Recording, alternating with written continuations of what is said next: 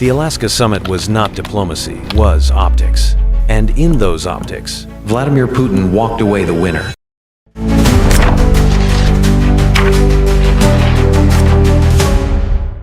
Think about the scene. A Russian president who launched Europe's bloodiest war in 80 years. Sanctioned, accused of war crimes, supposedly isolated from the West standing on American soil, greeted with a red carpet, a military band, even a ride in the US president's armored limousine. That single moment flipped years of Western messaging on its head. Moscow had been painted as a pariah. Yet here was Putin, smiling for the cameras, treated like a statesman the world could not ignore. For Putin, the symbolism was only the surface. His real victory was time. Every day Ukraine bleeds without a decisive win is a day that favors him, and Alaska handed him more of it. He didn't concede a single thing in Alaska. No ceasefire, no troop withdrawals, no acknowledgement of wrongdoing. Mr. Putin, will you agree to a ceasefire? Mr. Putin, will you commit to not killing any more civilians? Instead, he got President Trump to shift the conversation away from an immediate ceasefire and toward a final peace deal. That change may sound technical, but it's enormous. A ceasefire would freeze the battlefield, let Ukraine regroup, and keep pressure on Russia. But a final peace deal, especially on Putin's terms, could lock in his territorial gains forever. And while negotiations begin, new US sanctions are paused. There's no deal until there's a deal, but we had an extremely productive meeting and many points were agreed to. For Russia's battered economy, even a few weeks of breathing room is a lifeline. For Putin's generals, it's time to reinforce, rotate troops, and keep grinding. And for the oligarchs, it's a reassurance that Western punishment isn't permanent. Putin didn't win peace, he won time. And in war, time can be deadlier than any weapon. But here's the paradox. Alaska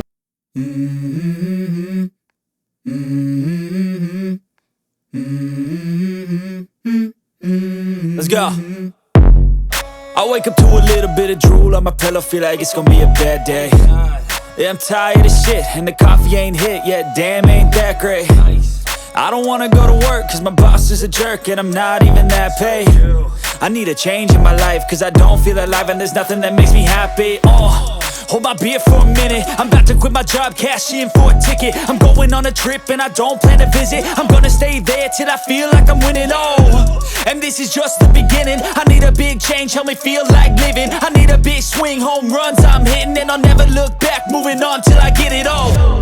And we all got dreams, we all want things, but what you gonna do for it? How you gonna move for it? What you gonna be?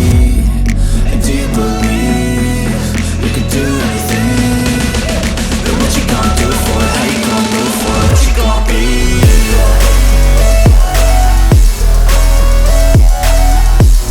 Boom. Europe, too, was rattled. The summit wasn't in Brussels or Berlin. It was half a world away, where allies were spectators, not participants. For leaders in Paris, Warsaw, and Vilnius, the optics were unmistakable. America was negotiating with Moscow over Europe's fate. Without Europe, that revived an old fear of Washington and Moscow cutting deals while others watched from the sidelines. A fear that Europe thought it had buried after the Cold War. And outside the West, the summit sent another message to Beijing, Tehran, and others watching closely.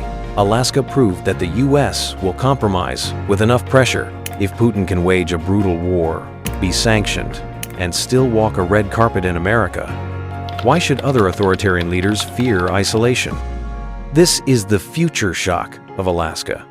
What if Putin believes this summit shows that stubbornness bends America, so he doubles down, not pulls back?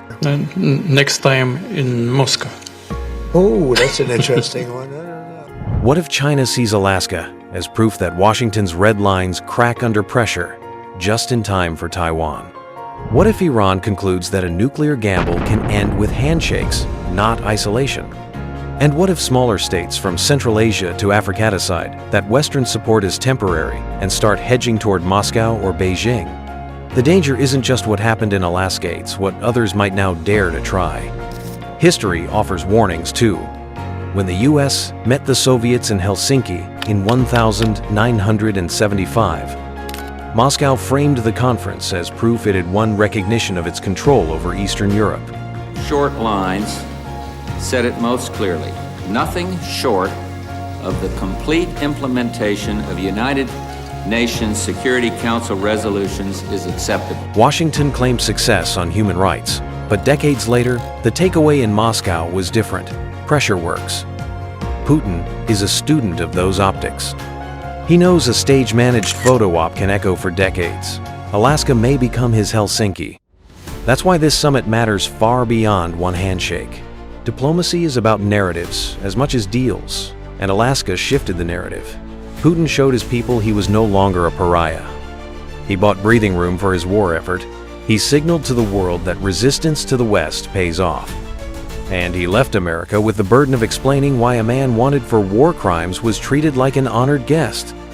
In a very significant step, President Putin agreed that Russia would accept security guarantees for Ukraine, and this is one of the key points that we need to consider, and we're going to be considering that at the table also, like who will do what. So was this summit a complete disaster for the US? Not exactly. Trump got his domestic win. He looked presidential, decisive, even daring. His base saw strength where others saw concession. But history rarely remembers domestic optics. It remembers who actually shifted the balance of power. And in this case, the balance tilted toward Moscow. The real test will come next. If Putin uses this time to entrench his armies in Ukraine, if allies lose faith in US, resolve, if other rivals decide to test America's red lines, then the Alaska summit won't just be a diplomatic photo op. It will be remembered as the moment Washington gave its adversary momentum. The paradox of Alaska is simple. Trump won the stage, but Putin won the story. And in geopolitics, it's the story that endures.